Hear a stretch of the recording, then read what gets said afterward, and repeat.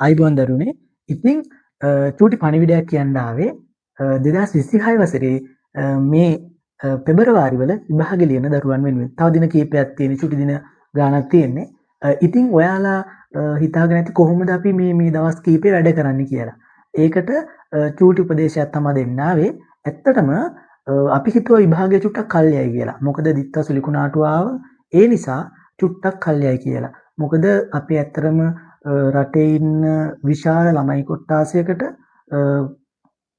මානසික මට්ටම හදාගන්න බෑ මේ වෙලාවේ විභාගය වෙනුවෙන්.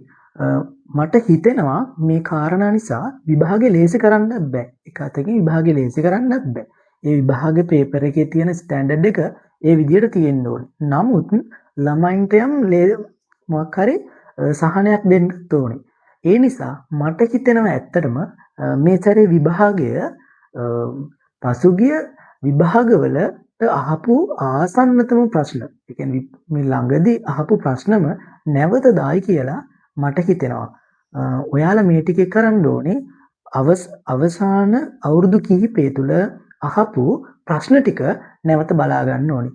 ඒ වගේම ඔයාලගේ අධ්‍යාපන අමාත්‍යාංශයෙන් නිකුත් කරලා තියෙනවා ආදර්ශ ප්‍රශ්න පත්‍රයක් කියලා එකක්. ඒ ප්‍රශ්න පත්‍රයත් ඔයාලා දෙතුන් වතාවක් කරලා ඒ ප්‍රශ්න පත්‍ර වලින් ඔයාලව ඇගීමකට ලක් කරන්න බලාපොරොත්තු වෙන කරුණු ටික ඔයාලා බලා ගන්න.